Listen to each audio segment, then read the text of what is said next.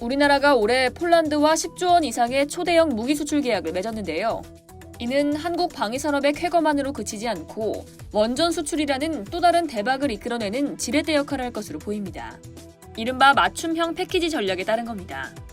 우리 정부가 폴란드, 체코 등 원전 수주 가능성이 있는 유럽 국가를 대상으로 맞춤형 패키지 원전 수출 전략 수립에 착수했다고 11일 머니투데이가 단독 보도했습니다. 보도에 따르면 정부는 유럽 각국의 산업 생태계, 에너지 수급 현황, 안보 위기 상황 등을 파악해 나라별 외교, 경제, 안보 상황에 필요한 솔루션까지 제공하면서 원전 수출을 추진하기로 했습니다. 산업통상자원부는 최근 원전 수주 대상국별 수출 활성화 방안 마련을 위한 연구 용역을 발주하고 국가별 맞춤형 원전 수출 전략 수립에 착수했는데요. 이번 연구 용역은 체코, 폴란드, 영국, 터키, 핀란드, 네덜란드 등에 적합한 패키지 지원 전략을 세워 원전 수주 경쟁력을 확보하는 걸 목표로 삼고 있습니다.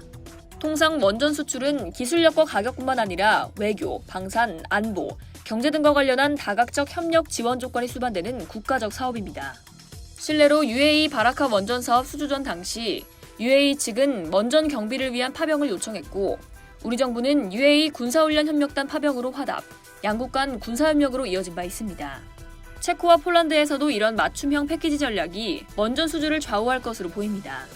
이창양 산업부 장관은 지난 6월 요셉 시켈라 체코 산업부 장관을 만나 체코의 주력 산업인 자동차 산업에서의 다각적 협력을 논의했는데요.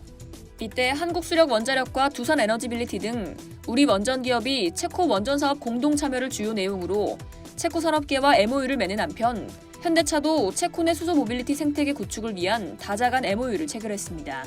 또 한수원은 체코의 국민 스포츠인 아이스하키 팀을 후원하는 등 다방면에서 K 원전 세일즈에 주력하고 있습니다.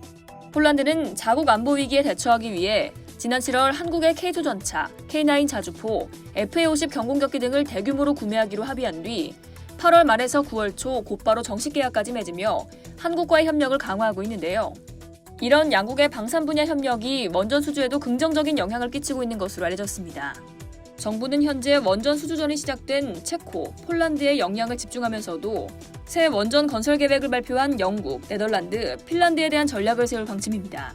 네덜란드의 경우 지난달 보커 옥스트라 외교부 장관이 방한해 네덜란드 내 2기의 원자력 발전소를 건설하기 위해 필요한 절차를 밟고 있다며 원자력 산업 분야를 선도하고 있는 한국과 접촉하고 있다고 밝혔고 핀란드는 2025년부터 세계 최초로 고준위 방사성 폐기물 처리장을 가동할 예정입니다.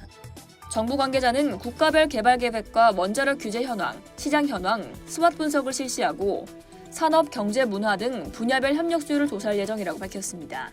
그러면서 개별 국가의 분석 자료를 토대로 민관이 협력해 국가별 패키지 지원 전략과 구체적 이행 방안을 수립하는 것이 목표라고 강조했습니다.